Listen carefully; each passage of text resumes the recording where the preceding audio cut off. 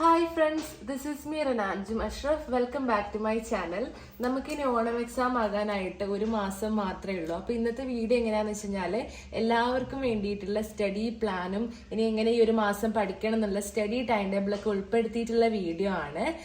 നമുക്കറിയാലോ, ഇപ്പോൾ ഈ ഒരു മാസമാണ് നമുക്കുള്ളതെങ്കിലും നമ്മൾ എങ്ങനെ പഠിച്ചവരാണെങ്കിലും നമുക്ക് എന്തായാലും ഈ ഒരു മാസം കംപ്ലീറ്റ് ആയിട്ട് നല്ല രീതിക്ക് കഷ്ടപ്പെടേണ്ടി വരും. അപ്പോൾ അതിൻ്റെ കൂടെ ആണെങ്കിൽ നമുക്ക് സ്കൂളും ഉണ്ട്. അപ്പോൾ നോക്കുകയാണെങ്കിൽ നമുക്ക് ചില ലീവുകളൊക്കെ ഈ ഒരു മാസത്തിൽ കിട്ടുന്നുണ്ട്. അതും പിന്നെ ശനിയാഴ്ച ഞാൻ കൂട്ടുന്നില്ല, ഞായറാഴ്ച മാത്രം കൂട്ടിയിട്ട് നോക്കുകയാണെങ്കിൽ ഒരു 8-9 ദിവസമൊക്കെ നമുക്ക് അവധി ദിവസങ്ങളായിട്ട് കിട്ടുന്നുണ്ട്, ചില ഹോളിഡേയ്സ് ഒക്കെ ആയിട്ട്. അപ്പൊ ഈ ഒരു ദിവസങ്ങളിൽ എന്തായാലും നമുക്ക് കംപ്ലീറ്റ് ആയിട്ട് പഠിക്കാൻ വേണ്ടി തന്നെ യൂസ് ചെയ്യാം. ഞാൻ സാറ്റർഡേ കൂട്ടിയിട്ടില്ല, നിങ്ങൾക്ക് സാറ്റർഡേ സ്കൂൾ ഉണ്ടോ ഇല്ല എന്നുള്ള കാര്യം എനിക്ക് അറിയത്തില്ലല്ലോ. അപ്പൊ നിങ്ങൾക്ക് സാറ്റർഡേ കിട്ടുവാണെങ്കിൽ നിങ്ങൾ അതും കൂടി ചേർത്തിട്ട് നിങ്ങൾ തയ്യാറാക്കിക്കോളൂ. അപ്പം അങ്ങനെയുള്ള ലീവുള്ള ദിവസത്തിൽ നമ്മൾ കൂടുതൽ ടൈം എന്തായാലും പഠിക്കാൻ വേണ്ടി തന്നെ സ്പെൻഡ് ചെയ്യണം. പിന്നെ അത് കൂടാതെ സ്കൂളുള്ള ദിവസങ്ങളിൽ വന്നിട്ട് നമ്മൾ എങ്ങനെയൊക്കെയാണ് ചെയ്യേണ്ടത് എന്നുള്ള നമ്മൾ പ്ലാനും വളരെ കൃത്യമായിട്ട് ചെയ്യണം. അപ്പൊ അതൊക്കെ എങ്ങനെയാ ചെയ്യാന്നുള്ളത് ഞാൻ ഇന്നത്തെ വീഡിയോയിൽ കാണിച്ചു തരാം. പിന്നെ ഒരു കാര്യം, ഈ ഒരു സ്റ്റഡി പ്ലാൻ എന്നുള്ളത് ശരിക്കും ആവശ്യമുള്ളതാണ്. ഇപ്പൊ ചിലരൊക്കെ പറയില്ല സ്റ്റഡി പ്ലാൻ ഒക്കെ വേണോ, അല്ലാതെ നമുക്ക് പഠിച്ചു പോയാൽ പോരെയെന്ന്. പക്ഷെ എക്സാം ആകുമ്പോൾ നമ്മളൊരു സ്റ്റഡി പ്ലാൻ, ഒരു സ്റ്റഡി ടൈം ടേബിൾ ഒക്കെ തയ്യാറാക്കി പഠിക്കുന്നത് നല്ല ചിട്ടയോടെ നമുക്ക് ചെയ്തു പോകാൻ വേണ്ടിയിട്ട് ഏറ്റവും നല്ലതാണ്. അപ്പൊ എങ്ങനെയാണ് നമ്മളൊരു സ്റ്റഡി പ്ലാൻ അല്ലെങ്കിൽ സ്റ്റഡി ടൈം ടേബിൾ തയ്യാറാക്കുക എന്നതിനെ കുറിച്ചാണ് ഇന്നത്തെ വീഡിയോ. അത് നോക്കിയിട്ട് നിങ്ങൾ അതുപോലെ നിങ്ങൾക്ക് ചെയ്യാവുന്നതാണ്. പക്ഷെ ഈ സ്റ്റഡി പ്ലാനിന്റെ ഇമ്പോർട്ടൻസ് എന്താണെന്ന് ഞാൻ നിങ്ങൾക്ക് ആദ്യം കാണിച്ചതിന് ശേഷം അത് തുടങ്ങാം. അപ്പൊ അതിനായിട്ട് ഞാൻ നിങ്ങൾക്കൊരു വീഡിയോ കാണിച്ചു തരാം. അപ്പൊ ഇദ്ദേഹത്തിന് നിങ്ങൾക്ക് പലർക്കും അറിയായിരിക്കും, അലക്സാണ്ടർ ജേക്കബ് IPS ആണ്. അപ്പൊ ഈ വീഡിയോ ഒന്ന് നിങ്ങൾ കേട്ട് നോക്കാട്ടോ, ഇതിന്റെ ഇമ്പോർട്ടൻസിനെ കുറിച്ച്. അപ്പൊ നമ്മൾ ഈ ജീവിതത്തിൽ വിജയിക്കണമെങ്കിൽ നമുക്ക് ചില ഹാബിറ്റ്സ് ഫോം ചെയ്തിരിക്കണം. നല്ല ഹാബിറ്റ്സ് ഉണ്ടെങ്കിൽ നമുക്ക് ജീവിതത്തിൽ വിജയിക്കാൻ പറ്റുള്ളൂ. അപ്പം അതിനെ സാധാരണ നമ്മൾ പറയുന്നത് ഒന്ന് ഡെയിലി ടൈം ടേബിൾ മാറ്റുക എന്നുള്ളതാണ്. എല്ലാവർക്കും ഉറങ്ങുന്ന ഇഷ്ടമാണ്. ഇപ്പം നമുക്ക് 24 മണിക്കൂർ ഈശ്വരൻ തന്നപ്പോൾ അതിനെ സാധാരണ നമ്മൾ 3 ക്ലാസിഫൈ ചെയ്യുന്നത്. സാധാരണ ഈശ്വരൻ ഒരുപാട് പക്ഷഭേദം കാണിച്ചിട്ടുണ്ട്. ചിലരെ വലിയ കോടീശ്വരന്മാരുടെ മക്കളായി ജനിപ്പിച്ചു, വേറെ ചിലരെ വലിയ വലിയ സ്ഥാനങ്ങളിലിരിക്കുന്നവരുടെ മക്കളായി ജനിപ്പിച്ചു. പക്ഷേ ഈശ്വരൻ ഒരു പക്ഷഭേദം കാണിക്കാത്തൊരു സാധനമുണ്ട്, സമയം. അമേരിക്കൻ പ്രസിഡന്റ് 24 മണിക്കൂർ, ഇന്ത്യൻ പ്രധാനമന്ത്രിക്ക് 24 മണിക്കൂർ, നമുക്ക് 24 മണിക്കൂർ. ഈ 24 മണിക്കൂർ എങ്ങനെ നമ്മൾ ഉപയോഗിക്കുന്നു എന്നുള്ളതാണ് നമ്മൾ ജീവിതത്തിൽ എവിടം വരെ എത്തിച്ചേരുന്നു എന്നുള്ളതിൻ്റെ അളവുകൾ. നമ്മൾ നമ്മുടെ ജീവിത സാഹചര്യത്തെ പഴിക്കാൻ പാടില്ല. ഞാനാണെങ്കിൽ ഒരു ചെറിയ കുഗ്രാമത്തിൽ ജനിച്ചു, തുമ്പമണ്ണ് എന്നൊരു ഗ്രാമത്തിൽ. +1 പഠിക്കുമ്പോഴേ എൻ്റെ അപ്പനങ്ങ് മരിച്ചു, ഞങ്ങൾ അനാഥരായിപ്പോയി. വീട്ടിലെ ഒരുപാട് പ്രശ്നങ്ങളുണ്ട്. അപ്പോൾ ഒരു IAS കോച്ചിങ്ങിന് പോയി പഠിക്കാനോ ഗൈഡൻസ് തരാൻ ഒരാളുടെ അടുത്ത് പോകാനോ ഒന്നും എനിക്ക് യാതൊരു ചാൻസും ഇല്ല.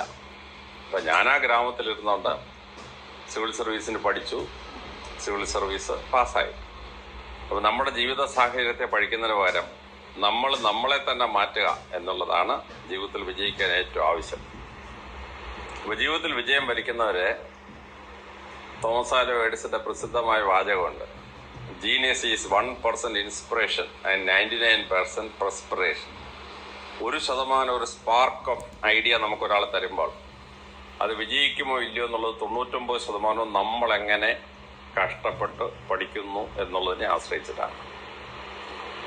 അപ്പോൾ ആ പ്രിസ്പയർ ചെയ്യണമെങ്കിൽ നമ്മൾ സമയം കൃത്യമായി വീതിക്കണം. അവിടെ കറണ്ട് പോയി ഗൈസ്, അതുകൊണ്ടാണ് ഞാൻ ഇങ്ങോട്ട് വന്നത്. പിന്നെ ആ സാറ് പറഞ്ഞത് നിങ്ങൾ കേട്ടല്ലോ, നമുക്ക് കിട്ടിയ സമയത്ത് നമ്മൾ വീതിച്ചെടുക്കണം എന്നാണ് പറഞ്ഞത്. അതായത് നമ്മൾ ഇത്ര സമയം ഇത്ര കാര്യങ്ങളായിരിക്കും ചെയ്യുന്നത്, നമ്മൾ അങ്ങനെ സമയത്തെ വീതിക്കണം. അപ്പൊ നമ്മൾ ചെയ്യേണ്ടത്, അപ്പൊ നമുക്ക് ചെയ്യാനുള്ള കാര്യങ്ങളൊക്കെ വെച്ചിട്ട് ഒരു സ്റ്റഡി ടൈം ടേബിൾ തയ്യാറാക്കി തുടങ്ങുന്നത് തന്നെയാണ് എപ്പോഴും നല്ലത്. സോ നിങ്ങൾ സ്കൂളുള്ള ദിവസത്തെ കാര്യം ഞാൻ പറയാം. സ്കൂളുള്ള ദിവസമാണെങ്കിൽ എന്താ ചെയ്യേണ്ടതെന്ന് വെച്ച് കഴിഞ്ഞാൽ, നിങ്ങൾ സ്കൂൾ വിട്ട് വന്ന് നിങ്ങളുടെ ഇമ്പോർട്ടൻ്റ് ആയിട്ടുള്ള കാര്യങ്ങളൊക്കെ പെട്ടെന്ന് ചെയ്തതിന് ശേഷം നിങ്ങൾ വേഗം തന്നെ ഇരിക്കുക. എന്നിട്ട് നിങ്ങൾക്ക് ചെയ്യാനുള്ള കാര്യങ്ങൾ എന്തൊക്കെയാണോ അത് കറക്റ്റായിട്ട് നിങ്ങൾ എഴുതി കൊടുക്കുക. ഇന്ന സമയത്തിൽ ഇത്ര സമയം മുതൽ ഇത്ര സമയം വരെ എന്താണെന്ന് പറഞ്ഞ് നിങ്ങൾ സമയം വെച്ച് എഴുതുക. അത് ആ സമയം ആകുമ്പോൾ തന്നെ നിങ്ങൾ തീർക്കുക. പഠിക്കുന്ന സമയത്തിനെ കുറിച്ച് പറയുകയാണെങ്കിൽ, ഇപ്പൊ ചില ആളുകൾക്ക് രാത്രി പഠിച്ചാൽ മാത്രമായിരിക്കും തലേ കയറുക. അങ്ങനെയുള്ളവർ രാത്രി പഠിക്കുന്നതന്നെയായിരിക്കും നല്ലത്, കാരണം രാവിലെ തലേ കയറുന്നില്ലെങ്കിൽ അങ്ങനെ ചെയ്യേണ്ട. അല്ലാത്തതാണെങ്കിൽ നിങ്ങൾ ഏറ്റവും നല്ലത് രാവിലെ ഒരു 5:30 മണിക്കോ 5 മണിക്കോ എങ്ങനെയാണോ നിങ്ങൾ എഴുന്നേക്കുന്നത് അതിനനുസരിച്ച് രാവിലെ പഠിക്കുന്ന തന്നെയാണ് നല്ലത്. ഈ രാത്രി പഠിക്കുന്നവരാണെങ്കിൽ നിങ്ങൾ ഒരു 10-11 വരെ അങ്ങനെ നിങ്ങൾ പഠിച്ചു പോവുക. അപ്പൊ നിങ്ങൾ ഇനി സ്കൂളിലെ ദിവസമായിരിക്കും നമുക്ക് അധികവും ചെയ്യാനൊന്നും സമയം കിട്ടാതെ നമ്മളൊന്നും ചെയ്യാതെ പോകുന്നത്. പക്ഷെ നമ്മൾ ഇങ്ങനെയൊക്കെ തയ്യാറാക്കുമായിരിക്കും, നമുക്ക് പറ്റില്ലായിരിക്കും. പക്ഷെ നമ്മൾ ചെയ്യേണ്ടത് എന്താന്ന് വെച്ച് കഴിഞ്ഞാല്, ഞാൻ എന്തായാലും എനിക്ക് ചെയ്ത് തീർക്കാനുള്ള വർക്കുകൾ, സ്കൂളിലെ ബാക്കി വർക്കുകളും കാര്യങ്ങളൊക്കെ ഞാൻ ഇത്ര സമയത്തിനുള്ളിൽ ചെയ്തിരിക്കും എന്ന് തന്നെ നിങ്ങൾ മനസ്സിൽ കരുതിയിട്ട് ഇരുന്നിട്ട് നിങ്ങൾ അത് ചെയ്ത് തീർക്കുക. എന്നിട്ട് ഇന്ന് 2 മണിക്കൂറെങ്കിലും ഞാൻ സ്കൂൾ വിട്ട് വന്നതിന് ശേഷം ഞാൻ പഠിച്ചിരിക്കും എന്ന് കൂടി ചിന്തിച്ചിട്ട് നിങ്ങൾ അതും കൂടി നിങ്ങൾ എഴുതിയിട്ട് നിങ്ങൾ പഠിക്കുകയും ചെയ്യുക. അങ്ങനെ വിചാരിച്ചിട്ടാണ് നിങ്ങൾ പ്ലാൻ തയ്യാറാക്കിയിട്ട് പഠിക്കാനിരിക്കേണ്ടത്. അത് സ്കൂളുള്ള ദിവസങ്ങളിൽ നിങ്ങൾ ഇങ്ങനെ ചെയ്യുക. ഇനി സ്കൂളില്ലാത്ത ദിവസങ്ങളാണെങ്കിൽ നമുക്ക് കുറേ സമയം ഫ്രീ കിട്ടുന്നുണ്ട്, കുറേ സമയമുണ്ട്. അപ്പൊ നിങ്ങൾ എന്താ ചെയ്യേണ്ടത് വെച്ചാൽ, ഇന്ന് ഞാനിപ്പോൾ ഒരു 10 മണിയാകുമ്പോഴാണ് ഇരിക്കുന്നത് വിചാരിച്ചത്.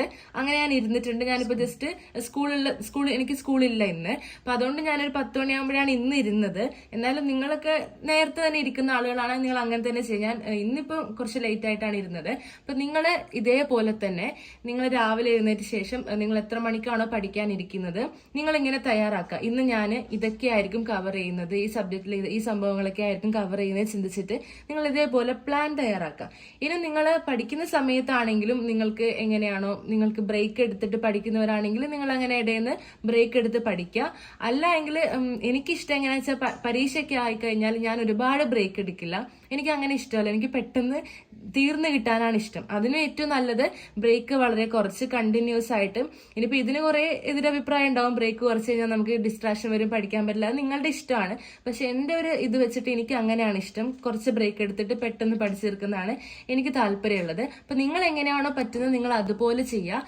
പിന്നെ ഒരു കാര്യം എന്താന്ന് വെച്ച് കഴിഞ്ഞാൽ, ആ ടൈമിൽ നിങ്ങളുടെ മനസ്സിൽ നിങ്ങൾ പറയാം, ഞാൻ എന്തായാലും ഈ പഠിച്ചു തീർക്കാനുള്ളത് ഞാൻ ഇന്ന് പഠിച്ചു തീർത്തിരിക്കും എന്ന് തന്നെ ചിന്തിച്ചിട്ട് നിങ്ങൾ രാവിലെ പഠിക്കാൻ വേണ്ടിയിട്ട് ഇരിക്കുക.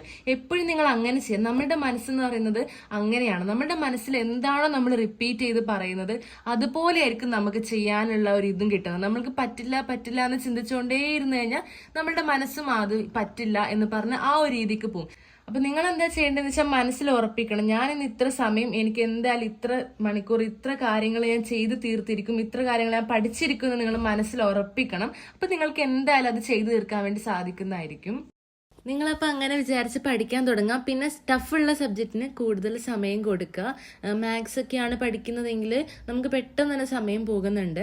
അപ്പോൾ അതുകൊണ്ട് നിങ്ങൾ അതൊക്കെ ശ്രദ്ധിച്ച് പഠിക്കുക. ഇനിയിപ്പോൾ ഏതെങ്കിലുമൊക്കെ സബ്ജക്റ്റ് പഠിച്ചിട്ട് ബോറടിക്കുന്നുണ്ടെങ്കിൽ നിങ്ങൾ മാത്സ് പഠിക്കാൻ എടുക്കുക. നിങ്ങൾക്ക് അതിൽ ഇൻട്രസ്റ്റോട് കൂടി ചെയ്ത് തന്നെ പഠിക്കണം, എന്നാലേ മാത്സ് നന്നായിട്ട് തലയിൽ കയറുള്ളൂ. പിന്നെ ഒരു കാര്യം എന്താണെന്ന് വെച്ച് കഴിഞ്ഞാൽ, നിങ്ങൾക്ക് കിട്ടുന്ന ലീവുള്ള ദിവസങ്ങളും എല്ലാം കൂടിയിട്ട് നിങ്ങൾ കണക്ക് കൂട്ടുക. മണിക്കൂറുകൾ, നിങ്ങൾക്ക് ഒരു ദിവസം എത്ര മണിക്കൂറാണ് പഠിക്കാൻ കിട്ടുന്നത്, അങ്ങനെ അതൊക്കെ കൂടി നിങ്ങൾ കണക്ക് കൂട്ടി എഴുതി വെച്ചിട്ട് ഇന്ന ദിവസങ്ങളിൽ ഇന്ന മണിക്കൂറിൽ ഞാൻ ഇന്നതൊക്കെ പഠിക്കും, അങ്ങനെയൊക്കെ നിങ്ങൾ എഴുതി നിങ്ങൾ പ്ലാൻ തയ്യാറാക്കിയിട്ട് തന്നെ നിങ്ങൾ പഠിച്ചു പോവുക. ഇന്നത്തെ വീഡിയോ ഇത്രയേ ഉള്ളൂ. ഇഷ്ടമായ ലൈക്ക് ചെയ്യുക, ഷെയർ ചെയ്യുക, സബ്സ്ക്രൈബ് ചെയ്യുക.